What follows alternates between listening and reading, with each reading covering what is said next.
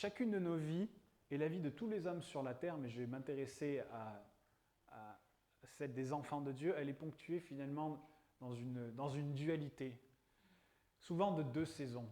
Il y a des saisons qui sont des saisons de pleurs, des saisons de difficultés, des saisons d'épreuves, des saisons de souffrance, des saisons avec des questions, avec des déceptions, avec des doutes, même vis-à-vis de Dieu ou de la manière dont Dieu agit ou n'agit pas dans nos vies.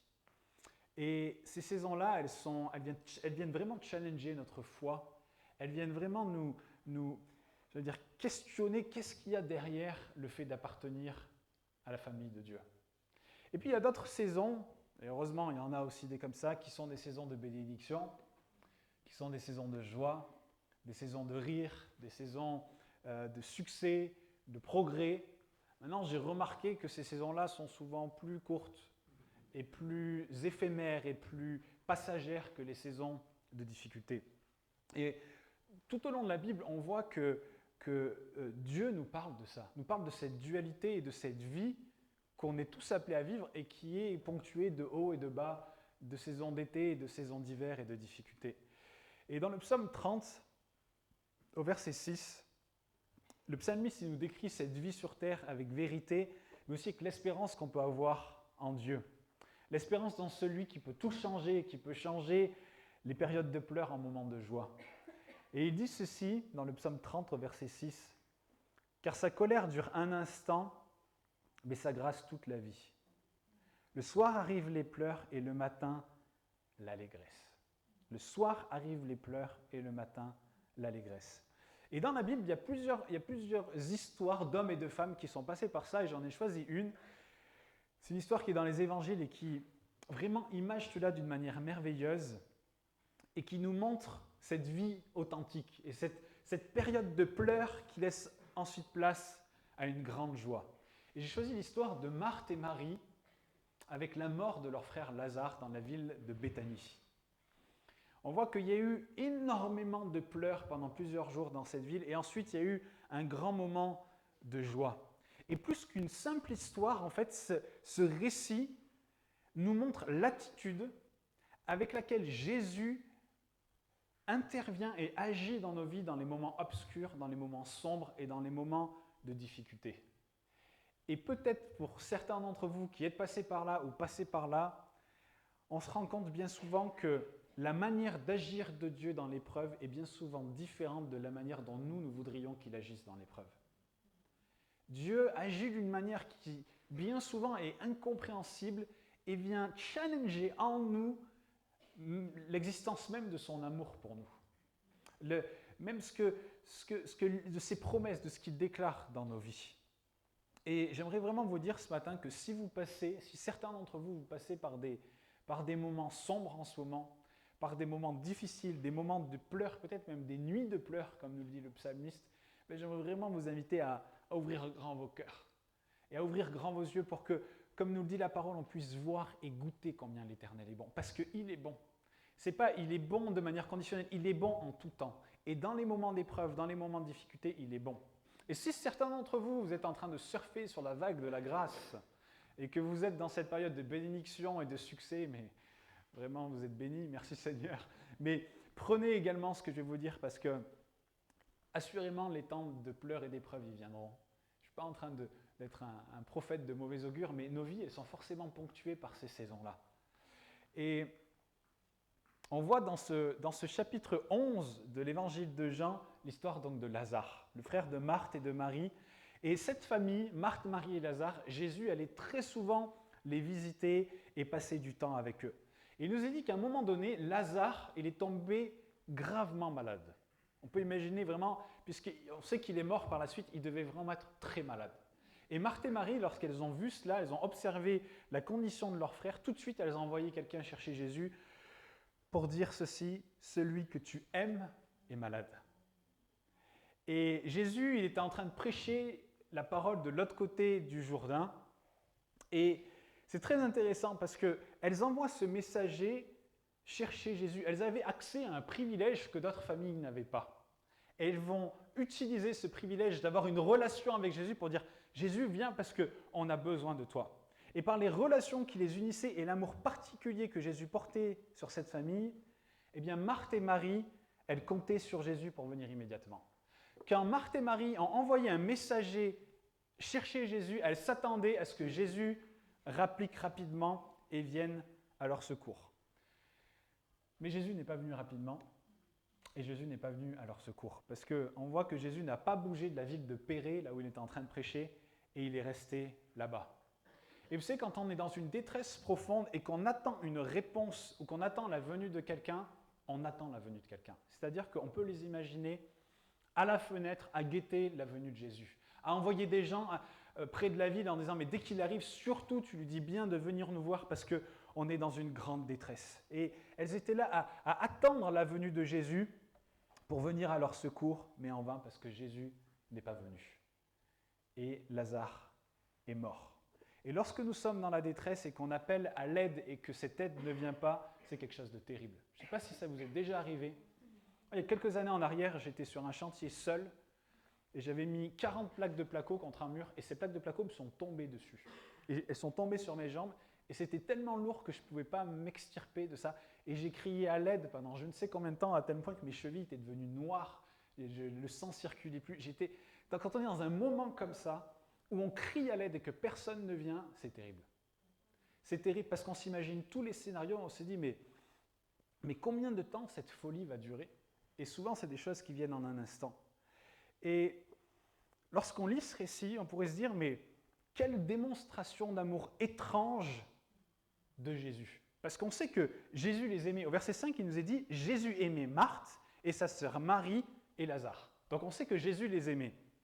Mais la question qu'on se pose, c'est pourquoi attendre? Pourquoi est-ce qu'il n'est pas venu à leur secours? Et vous savez, cette mention de Jean qui rapporte le profond amour de Jésus pour cette famille, il n'est pas là pour rien. Et c'est vraiment un premier point que j'aimerais développer avec vous, c'est que si Jean spécifie cet amour, c'est pour qu'on le sache. Et pour que aussi inimaginables et incompréhensibles les actions de Dieu puissent être, son amour parfait, son amour immuable, son amour immérité et infini est toujours à la base de tout. Ça veut dire que même dans l'incompréhension qu'on peut avoir des actions ou des non-actions de Dieu, l'amour de Dieu est toujours à la base de ce qu'il fait. Et c'est pour ça que Jean prend vraiment le temps d'effacer tout doute sur l'éventuel amour ou non-amour de Jésus pour cette famille. Jésus les aimait. Il aimait Marthe, il aimait Marie, il aimait Lazare, et aussi incompréhensible que puisse être son action, ça ne change en rien le fait qu'il les aimait. C'est-à-dire que même la non-venue de Jésus dans ce moment d'épreuve terrible qui touchait Marthe et Marie était une démonstration de cet amour parfait, immuable et infini. Et ça fait mal à la tête. Parce que ça n'a aucune espèce de logique dans notre entendement. Il nous est dit, lorsqu'il eut appris que Lazare était malade, il resta 2 jours encore dans le lieu où il était. 2 jours. Et elles sont dans une grande détresse. Et Jésus n'a pas tardé à venir parce qu'il ne se souciait pas de Lazare ou parce qu'il n'aimait pas Lazare, mais il a attendu justement par amour envers lui. L'amour pour Lazare était la cause du processus par lequel il est passé, parce que Jésus, il dit même au verset 15, que c'était bien quand même.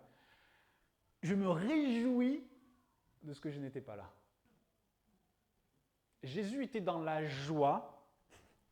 Jésus était dans la joie de ne pas être auprès de Lazare quand celui-ci est en train d'agoniser.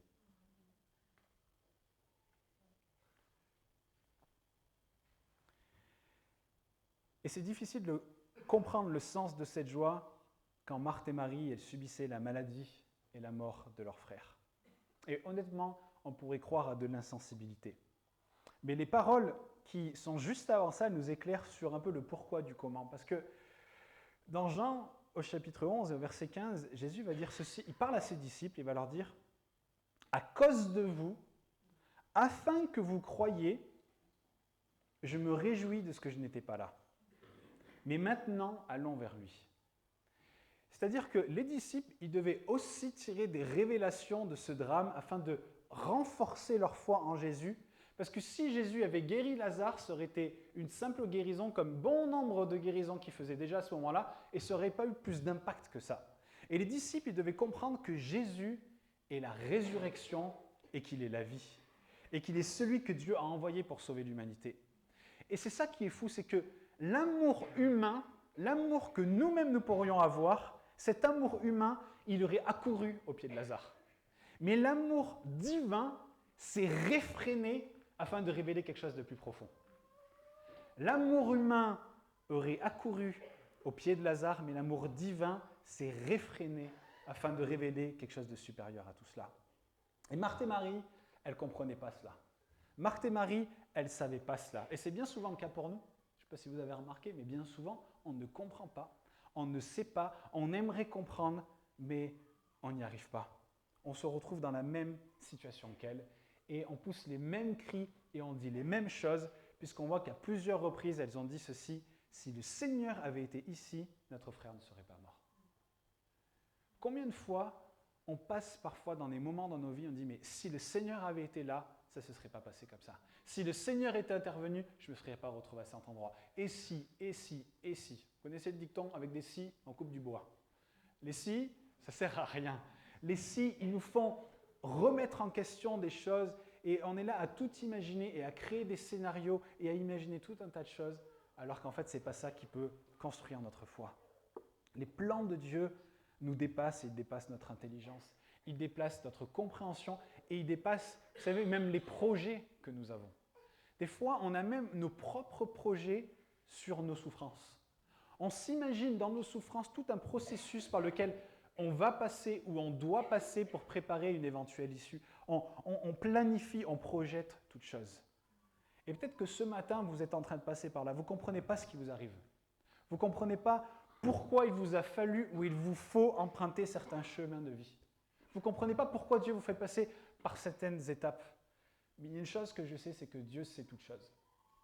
Dieu sait toutes choses et il sait ce qu'il fait. Et ces deux sœurs, on voit dans ce récit, elles luttaient dans leur cœur avec des doutes au sujet de Jésus. Marthe et Marie avaient des doutes sur Jésus, elles avaient des doutes sur son apparente non-action, de son apparent manque d'amour, et elles étaient déçues, elles étaient dans l'incompréhension. Combien de fois on est déçu par Dieu? Combien de fois on est là et on a des doutes vis-à-vis de Dieu? En disant, mais si tu m'aimais, tu agirais ainsi. Et si vraiment tu voulais le meilleur pour moi, alors tu ferais ceci, tu ferais cela. Et Marthe et Marie, elles sont dans ce combat. Elles ont des doutes, elles sont dans l'incompréhension et elles sont déçues. Et je crois qu'aucun chrétien n'est plus malheureux qu'un chrétien qui se sent oublié de Dieu. Parfois, on est dans une épreuve telle, une telle souffrance, tellement à guetter après cette aide, comme Marthe et Marie guettaient sûrement après cette fenêtre, et quand l'aide ne vient pas, on se sent comme oublié de Dieu. Et j'aimerais vraiment vous dire ceci, il ne faut pas croire aux mensonges des circonstances, ni aux mensonges du diable, parce que personne n'est oublié de Dieu. Et il y a deux éléments dans nos vies qui viennent amener ce mensonge qu'on est oublié de Dieu. Il y a bien entendu le diable. Souvent, le diable, il vient nous mentir, il nous dit qu'on n'est pas aimé de Dieu, qu'on n'est pas voulu de Dieu, qu'on est oublié de Dieu. Oui, mais il y en a une autre qui est tout simplement les circonstances. Les circonstances de nos vies, parfois, nous montrent ou essaient de nous montrer qu'en fait, on est seul et que Dieu n'est pas là et que Dieu ne peut pas venir nous aider. Mais c'est un mensonge. Personne n'est oublié de Dieu. On n'est pas, vous savez, on n'est pas des noms sur une liste de courses. Dieu ne va pas au supermarché en disant il fallait que je prenne des carottes et j'ai oublié des carottes. On n'est pas des carottes. On est ses enfants. Il nous a désirés, il nous a voulu, il a pris le temps de dessiner chacun de vos visages. Il a pris le temps de placer en vous des dons avant que la terre soit créée. Il ne peut pas nous oublier. Il nous a désirés de toute éternité. Personne n'est oublié de Dieu. Et comme pour Job, finalement, le sens de leur souffrance à Marthe et Marie, en fait, il était caché. Et bien souvent, dans la souffrance, on cherche un sens à nos souffrances. Mais le fait que le sens de leur souffrance était caché ne démontre en rien l'insensibilité ou l'infidélité de notre Père Céleste. Ce n'est pas parce qu'on ne comprend pas ce qui nous arrive que ça montre que Dieu n'est pas fidèle. Bien souvent, on ne comprend pas ce qui nous arrive. Et au travers des souffrances, Dieu veut et Dieu peut glorifier son Fils et faire en sorte que les hommes croient en lui. Parce qu'il est vraiment celui qui change les pleurs de la nuit en chants d'allégresse au matin. Et il veut se glorifier au travers de peut-être l'affliction que vous êtes en train de vivre, au travers du problème, au travers de choses difficiles que vous vivez. Et donc on voit que après plusieurs jours, Jésus va s'approcher de la ville. Et Lazare est mort. Et on voit que quand Marthe entend que Jésus approche, elle ne reste pas à la maison à se morfondre, mais elle accourt auprès de celui qui peut tout. Et j'aimerais ouvrir une rapide parenthèse. Et ce que je vais vous dire n'engage que moi. Je ne suis pas en train de dire voilà ce qu'est la vérité, mais c'est ma compréhension des choses. Vous savez, on fait très souvent passer Marthe pour une femme qui n'est pas spirituelle. On fait souvent passer en disant Marie, c'était celle qui était spirituelle, Marthe était celle qui faisait la vaisselle et qui préparait la table et tout ça. Moi, je crois que c'est profondément faux.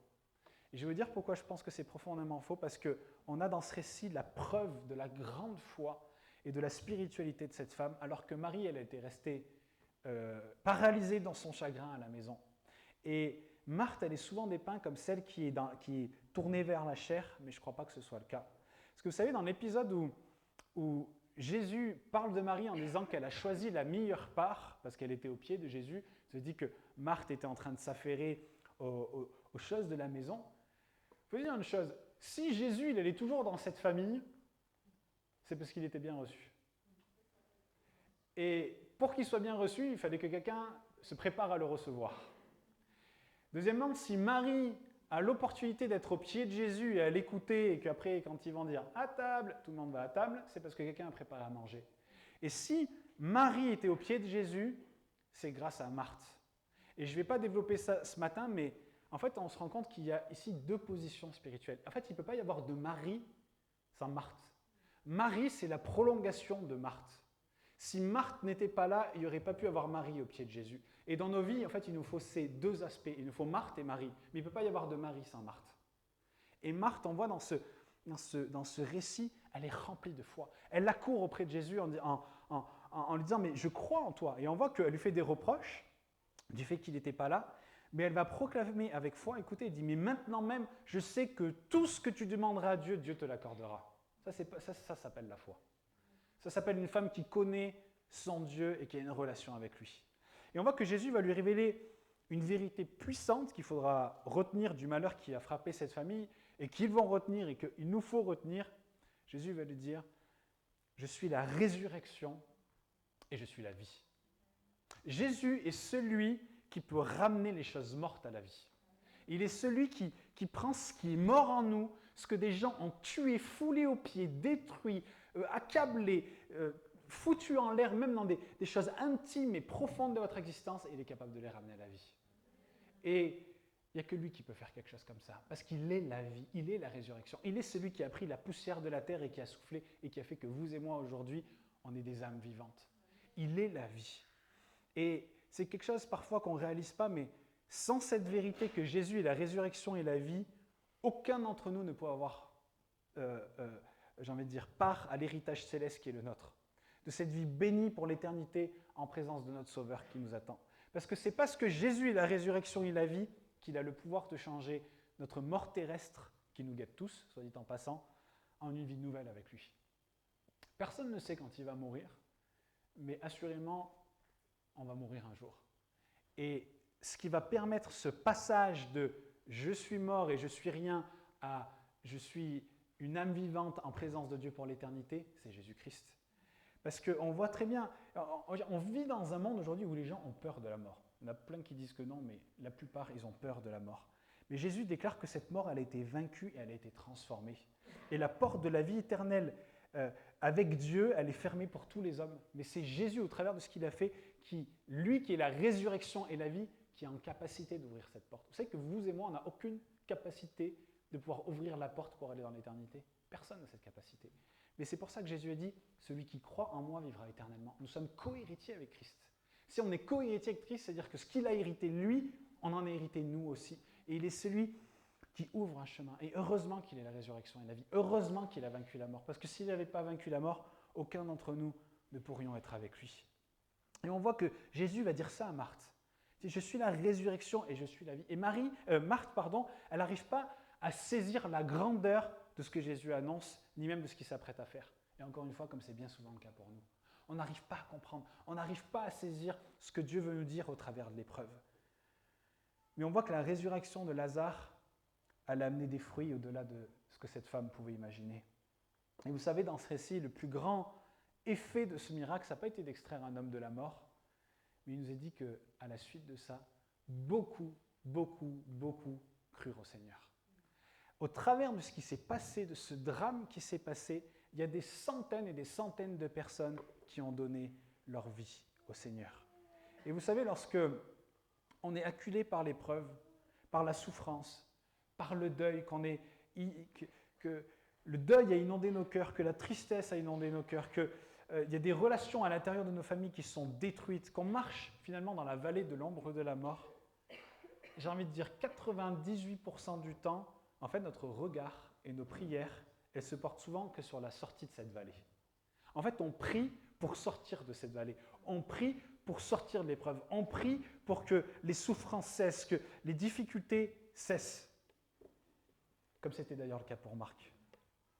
Mais en fait, on voit dans ce récit qu'il y a plus que ça. En fait, lorsqu'on est dans l'épreuve, on est dans cette vallée de l'ombre de la mort et en fait, on perçoit au bout la lumière, on dit, mais tout ce que je veux, c'est atteindre cette lumière. Mais on voit que Marthe, c'était ce qu'elle recherchait aussi. Mais il y avait plus que ça. Il y a plus que la sortie de l'épreuve que nous sommes en train de vivre. Et c'est ce que ce récit met en lumière dans cela, c'est que ce passage dans cette vallée, aussi sombre et douloureux que ça peut être, eh bien, c'est parfois un passage obligé pour que la gloire de Dieu puisse se manifester bien au-delà de nous et notre épreuve. Il y a quelque chose de plus. Et ce quelque chose de plus dans ce récit, c'était que toute une ville allait donner sa vie au Seigneur. Au travers de ce qu'elles vivaient, elles étaient dans leur chagrin vis-à-vis de elles, leur épreuve, mais Dieu, il avait quelque chose de plus.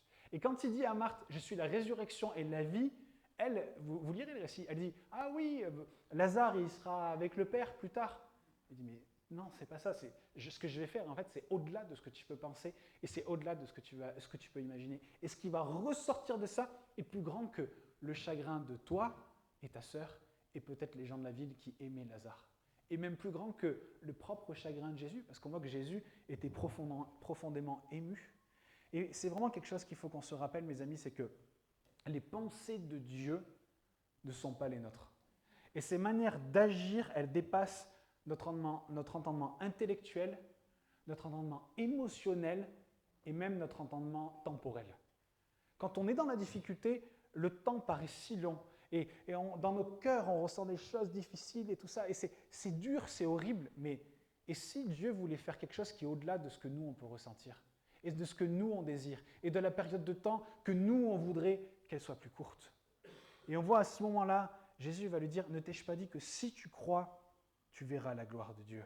Et Marthe et Marie, elles ne comprenaient pas pourquoi Jésus a agi ainsi. Encore une fois, elle lui dit, Seigneur, si tu avais ici, notre frère ne serait pas mort. En suspens, je paraphrase un peu, mais c'est pour qu'on réalise un peu la situation qui était la leur. Mais elle dit d'une certaine manière, on ne comprend pas pourquoi tu n'es pas venu. On ne comprend pas pourquoi il a fallu que l'homme que tu aimes meure. On ne comprend pas pourquoi tu as permis à la tristesse et aux souffrances de ruiner notre vie, alors qu'en fait ta présence aurait pu nous préserver de cela. Pourquoi tu n'es pas venu plus tôt? Parce que maintenant il est trop tard, il est dans le sépulcre et il est mort. Et on ne comprend pas, elle ne comprenait pas, on ne comprend pas pourquoi Jésus a fait cela. Mais on voit qu'à tout cela, Jésus répond en confiant une seule grande vérité où il dit « Ne t'ai-je pas dit que si tu crois, tu verras la gloire de Dieu ?» Ce qui veut dire, c'est que ce qui est arrivé à Lazare et à cette famille, c'était pour quelque chose de plus grand, c'était pour que Dieu soit glorifié. Le problème, c'est que quand on est dans notre épreuve, on est juste là à regarder notre épreuve. Mais si Dieu voulait se glorifier d'une manière qui nous dépasse dans ce que nous vivons? Ce que ce récit nous amène à voir, c'est que au-delà d'atteindre et de sortir de ce qui est dérangeant pour nous, il y a quelque chose de plus. Et ce quelque chose de plus, c'est que Dieu soit glorifié. C'est-à-dire qu'au-delà de la souffrance, au-delà de la maladie, au-delà des choses profondément peut-être injustes même que vous vivez, Dieu veut faire quelque chose. Et ce n'est pas parce que vous avez l'impression qu'il n'agit pas ou qu'il ne fait rien qu'il n'est pas en train de démontrer son amour pour vous. Parce que dans ce récit, c'était l'amour de Jésus qui se manifestait envers cette famille. Et il y en a beaucoup dans la Bible qui sont comme ça. J'en ai noté quelques-uns, mais Abraham, il n'a pas compris pourquoi Dieu a exigé de lui son fils unique et pourquoi il devait le sacrifier. Et puis à un moment donné, il a vu la gloire de Dieu lorsque Dieu a pourvu au sacrifice. Moïse, il n'a pas compris pourquoi Dieu l'a conduit 40 ans dans le désert à être transformé, à vivre d'une manière tellement différente de ce qu'il avait connu, jusqu'à ce qu'il voie la gloire de Dieu avec ce buisson ardent et qu'il soit envoyé en Égypte pour délivrer son peuple. Joseph, il n'a pas compris pourquoi il a dû subir la cruauté de ses frères. Ensuite, il a dû subir le témoignage d'une femme qui était infidèle. Ensuite, il a dû subir des longues années d'emprisonnement. Mais on voit qu'il a eu confiance. Et quand il est arrivé là où Dieu l'avait mené, alors il a compris. Il a compris à tel point, il a dit, mais Dieu a voulu tout cela pour un bien plus grand. Et je me suis dit, je pensais même à Jacob, son père. Jacob qui n'a pas compris non plus la manière d'agir étrange de Dieu qui a permis que Joseph soit arraché de l'amour d'un père, jusqu'à ce qu'en fait il se retrouve à genoux devant son propre fils et qu'il voit la gloire de Dieu et qu'il voit que son fils est devenu le deuxième homme le plus puissant de la terre et que Dieu a utilisé pour sauver des millions et des millions de gens de la famine. Il n'a pas compris. Il y a plein de gens qui n'ont pas compris. Tout plein d'hommes et de femmes dans la Bible n'ont pas compris. Et tout plein de gens ici ce matin et des gens peut-être qui nous regardent sur Internet ne comprennent pas ce qui leur arrive. Jusqu'à ce qu'en fait on arrive à ce pas où nos yeux s'ouvrent et on comprend et on contemple la gloire de Dieu. Et on rejoint Abraham, Jacob, Joseph, Moïse, où on voit et on goûte combien l'Éternel est bon. Et qui s'est servi de cette période terrible et de difficulté par laquelle on est passé pour manifester sa gloire. On ne comprend pas pourquoi Dieu enlève de nos vies parfois des gens qu'on aime. Pourquoi il permet des souffrances dans nos familles. Pourquoi il permet tant d'injustices. Ni pourquoi, moi, des fois je me dis, mais aussi pourquoi des fois il nous conduit sur des chemins, on sait que c'est de lui, que sur le chemin dans lequel il nous conduit, il n'y a que de la souffrance. On dit, mais pourquoi tu m'as conduit dans ces choses-là alors qu'en fait c'est que de la difficulté, c'est trop difficile. On ne comprend pas pourquoi aussi parfois des projets qui sont si bons et qui sont si chers à nos cœurs se retrouvent contrecarrés. Alors qu'en fait c'est quelque chose qui est bon pour nous. Et c'est comme si Dieu nous enlevait même des choses parfois qu'on croit avoir reçues de lui. Ou pourquoi des fois des bénédictions dont on a tant besoin ont besoin d'être retenues. On ne comprend pas. J'aimerais vraiment vous dire aujourd'hui que peut-être vous ne comprenez pas ce qui vous arrive. Peut-être que vous êtes rempli de larmes. Peut-être que vous êtes dans l'incompréhension la plus totale. Mais un jour, vous verrez la gloire de Dieu. Et vous la verrez parce que c'est ce que Dieu fait. Parce que c'est une promesse qui nous fait que la nuit, les larmes sont là, mais le matin, l'allégresse arrive, la joie arrive. Et il faut qu'on se souvienne qu'en toute chose, on n'a pas à connaître et à comprendre la volonté de Dieu. Et ça, c'est quelque chose de terrible. Quand il nous arrive quelque chose de profondément injuste ou de mauvais, ou des choses qui nous accablent, on a toujours envie de comprendre pourquoi. Souvent, on vient avec nos pourquoi à Dieu. Ça vous est déjà arrivé ou pas? On prend et dit, mais Seigneur, pourquoi il m'arrive ça? Mais si on réfléchit, imaginez que Dieu vienne devant vous et vous explique pourquoi il vous arrive ce qui vous arrive. Est-ce que vous croyez qu'il y a une seule bonne raison valable à la souffrance? Il n'y a aucune raison valable de souffrir. Vous savez qu'on n'a pas été créé pour souffrir, comme on n'a pas été créé pour aussi perdre, être dans le deuil. Pourquoi c'est si dur? Pourquoi ça arrache nos cœurs de perdre des êtres bien-aimés? Parce qu'on n'a jamais été créé pour les perdre. C'est des souffrances qui n'étaient pas supposées être. Et des fois, on est dans cette souffrance, on dit, mais Seigneur, pourquoi? Mais il n'y a pas de raison valable à la souffrance. Et Dieu ne nous demande pas de comprendre le pourquoi nous passons par telle ou telle situation dans nos vies. Déjà, de un, on n'en a pas la capacité. Nous n'avons pas la capacité de comprendre pourquoi il nous arrive telle ou telle chose. Et deuxièmement, parce que ce n'est pas notre rôle. Ce n'est pas notre rôle de comprendre ce qui se passe dans nos vies. Tout autant qu'un enfant n'a pas besoin de comprendre tout ce qui vient de ses parents, mais il doit avancer avec confiance. Aujourd'hui, on vit dans une société où il faut toujours tout expliquer, même à nos enfants. Il faut que tu te brosses les dents. Pourquoi? Parce que je te le dis en fait. Mais il faut tout expliquer tout le temps. Il faut une raison à tout. Mais non, un enfant, il n'a pas besoin de tout connaître. Un enfant, il doit faire confiance à ses parents. Tu te brosses les dents parce que je te demande de te brosser les dents. Et avec Dieu, c'est la même chose. Des fois, on ne comprend pas pourquoi. Et en fait, Seigneur, je ne veux pas comprendre pourquoi, mais je vais avancer avec confiance dans ce que toi, tu me demandes. Et je sais que ça va préparer quelque chose qui est plus grand que moi, qui me dépasse et qui va aller au-delà même de ma propre situation. Et dans ce récit, je termine là-dessus par la manière d'agir étrange de Jésus dans cette histoire. La vie d'un homme a été sauvée, pas à la manière dont tout le monde aurait voulu, parce que je vous rappelle que en fait, l'issue qu'il y a eu, c'est l'issue qu'elle voulait. Il voulait que Lazare il ait la vie sauve, mais ça ne s'est pas passé comme elle pensait. Dieu n'est pas intervenu dans la situation comme elle le voulait. Mais on voit que En plus de ça, toute une ville fut témoin de cela et a cru en Jésus. Et je ne sais pas si vous avez réalisé cela, mais Lazare, quand vous lisez la suite du récit, c'est devenu l'ennemi numéro 2 à abattre sur la liste des pharisiens. Il y avait Jésus et il y avait Lazare. Et vous savez pourquoi? Parce que partout où Lazare allait, il était le témoignage vivant que Jésus était le Fils de Dieu. Partout où il allait, il était cette pancarte en disant « Jésus est le sauveur du monde ». Jésus est le Fils de Dieu, Jésus est celui qui accomplit des miracles. Il nous a dit, quelques jours après la Pâque, ils se retrouvent et ils mangent à table. Et les pharisiens, ils voient ça, mais ils deviennent fous. Ils disent, c'est pas possible, il faut qu'on arrête ça, parce que tout le monde est en train de venir auprès de lui à cause de ce qui est arrivé à Lazare. De cette situation, il est arrivé quelque chose de glorieux. Et je termine là-dessus, il y a plus que l'issue de nos épreuves. Il y a plus qu'une réponse à nos pourquoi qui, de toute façon, ne peut pas justifier la souffrance. Mais dans tout ce que nous vivons, il y a une opportunité pour Dieu d'être glorifié au travers des circonstances de nos vies, aussi difficiles soient-elles, pour faire avancer son royaume sur la terre. Et on passe tous par des moments difficiles, tous, à différents niveaux, dans différentes sphères de nos vies. Mais Dieu a un plan et un projet pour vous. Et ce plan et ce projet, il est plus grand que l'issue pour laquelle vous priez peut-être tous les jours. Et ça, c'est difficile à accepter. Mais il y a plus. Il y a plus que ce qu'on peut penser et il y a plus que ce qu'on peut imaginer.